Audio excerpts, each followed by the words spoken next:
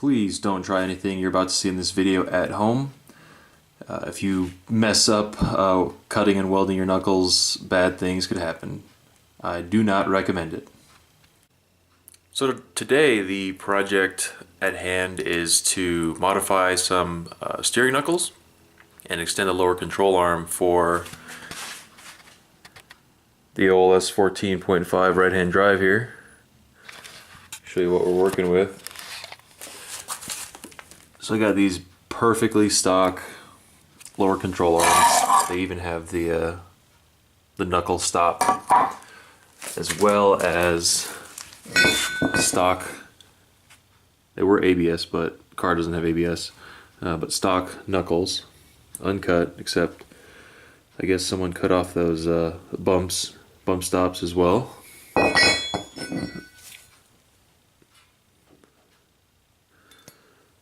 So I'm going to be chopping them up. Hopefully I can make some pretty decent angle gaining steering knuckles. So I'm going to start on the lower control arms first, and then I'll mod the knuckles after.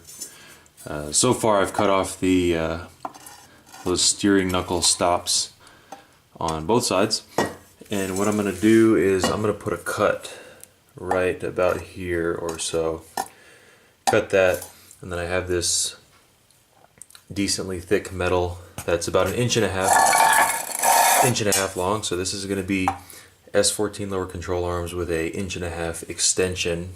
And then I'll just lay some down there, cut out some and extend it there. And then I'll go ahead and reinforce it, and it should be nice and sturdy. So here's one extended control arm, the right side compared to the left side. Although I haven't flipped around. So this is right, this is left. And I put about 1.5 inches on there. I know my welds aren't the greatest. I'm no welder, and my welder is a Harbor Freight 220 volt. But I've done this before, and strength has never been an issue. So here's kind of a comparison, stock to not stock.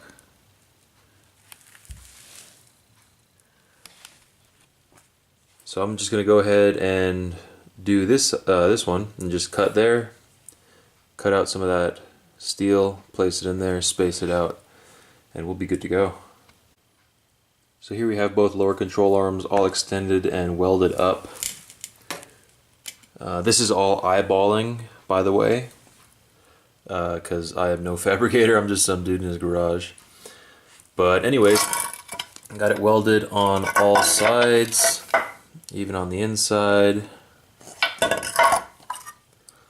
all sides, on the inside. I know I said I was going to structurally reinforce it somehow. On previous control arms I just put like a slab of metal to bridge that gap.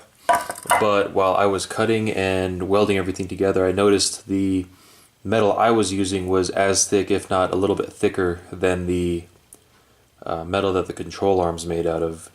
And honestly, I would probably prefer that the control arm bends if I were to take a hit, rather than the subframe or the frame itself. So I'm just going to leave it as is. The right-hand drive is kind of more of a street car, not, I mean, it's not a daily driver, but it is kind of a weekend cruiser street car, but not like a totally dedicated high horsepower drift car on the track or anything like that. So there should be plenty for the car's needs.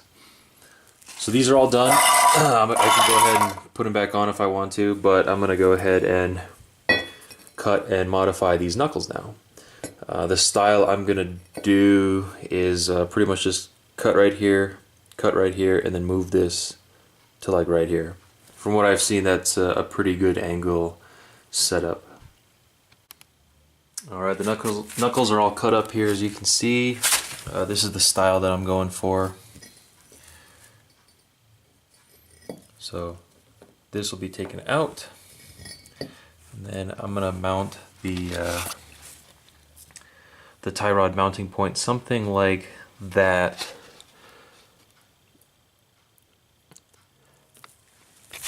Same with this side. That's out. this gets mounted something like that. Again, I'm just eyeballing this, so if it's not perfect, really no biggie. It'll probably work decently well. I know some people will probably say that you shouldn't weld cast iron, I believe, is what these knuckles are made of.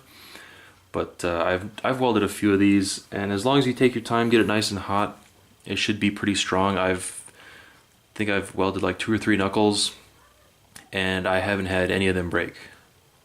So I'm not too worried about that. So I'm going to go fire up the welder, get these welded up, and then I'll show you the final product. Here are the knuckles all welded up.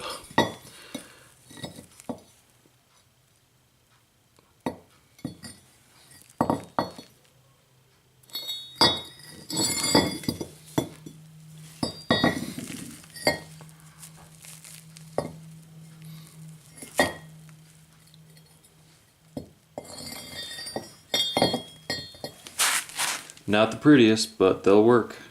So next step, I'm going to bolt it all up to the car, and then I will show you how much angle I have. So here's the angle we're working with. This is the leading wheel, trailing wheel,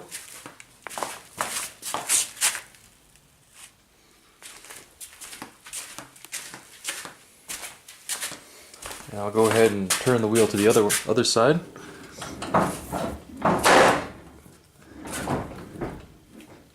It's trailing on this side.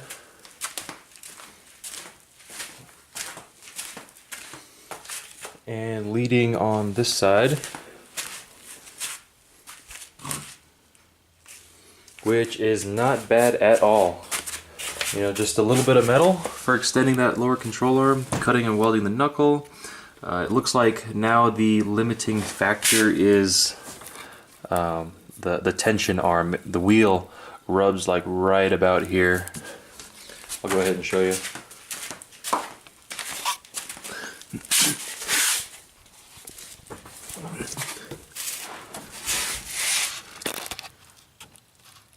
So on this side it's really close. So I do need to get some offset or curved tension arms for this thing. And then when I flip it to the other side, you'll see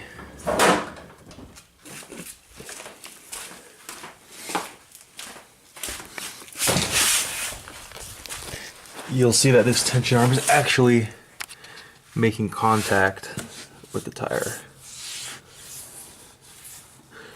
And actually the rim right there as well.